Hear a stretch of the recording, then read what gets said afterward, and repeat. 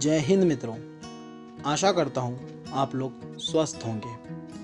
कहते हैं कि सर्वोच्च ईश्वर ने मनुष्य को मिट्टी से, देवताओं को प्रकाश से और देवताओं के विपरीत शक्तियों को आग से बनाया है।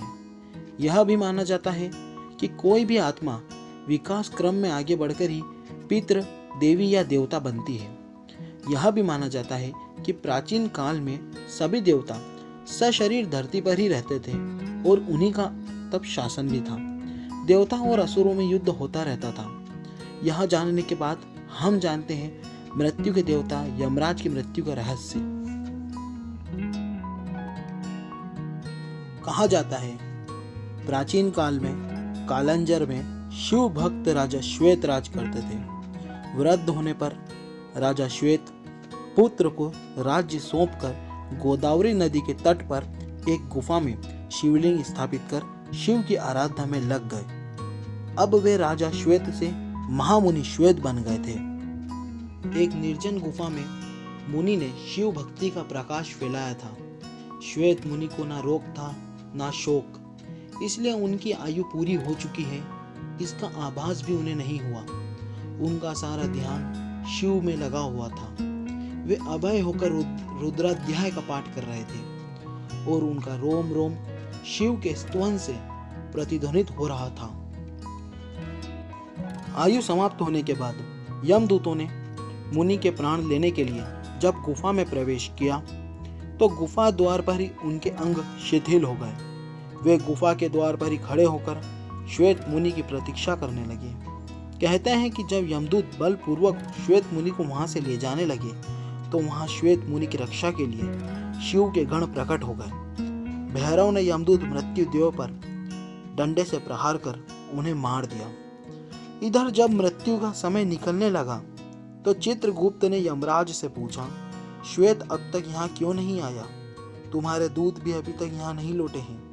तभी कांपते हुए यमदूतों ने यमराज के पास जाकर सारा हाल सुनाया। मृत्यु देव की मृत्यु का समाचार सुनकर क्रोधित यमराज हाथ में यमदंड लेकर भैंसे पर सवार होकर अपनी सेना के साथ गुफा के बाहर पहुंचे। इधर शिव जी के गण पहले से ही वहां खड़े थे। यमराज जब बलपूर्वक श्वेत मुनि को ले जाने लगे तब सेनापति कार्तिकेय ने शक्ति अस्त्र यमराज पर छोड़ा, जिससे यमराज की मृत्यु हो गई। यमदूतों ने भगवान सूर्य के पास जाकर सारा समाचार सुनाया। अपने पुत्र की मृत्यु का समाचार सुनकर भगवान सूर्य ब्रह्मा जी व देवताओं के साथ उस स्थान पर आए जहां यमराज अपनी सेना के साथ मरे पड़े थे। तब देवताओं ने भगवान शंकर की स्तुति की। तब भगवान शिव प्रकट हो गए। देवताओं ने भगवान शिव से कहा, भगवान यमराज सूर्य के पुत्र हैं, वे लोकपाल हैं और आपने ही इनकी धर्म अधर्म व्यवस्था के लिए नियुक्ति की है।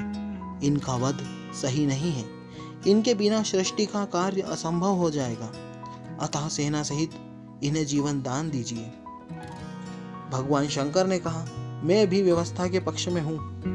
मेरे और भगवान विष्णु के जो भक्त हैं उनके स्वामी स्वयं हम लोग हैं। मृत्यु का उन पर कोई अधिकार नहीं होता। स्वयं यमराज और उनके दूतों का उनकी ओर देखना भी पाप है। फिर भगवान शिव ने देवताओं की बात मानकर यमराज को प्राणदान दे दिया।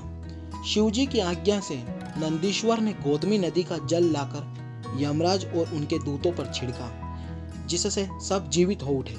यमराज ने श्वेत मुनि से कहा, संपूर्ण लोकों में अजय मुझे तुमने जीत लिया है। अब मैं तुम्हारा अनुगामी हूँ। तुम भगवान शिव की ओर से मुझे अभय प्रदान करो।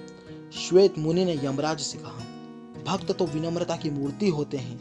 आपके भय से ही सतपुरुष परमात्मा की शरण लेते हैं। प्रसन्न होकर यमराज अपने लोक चले गए।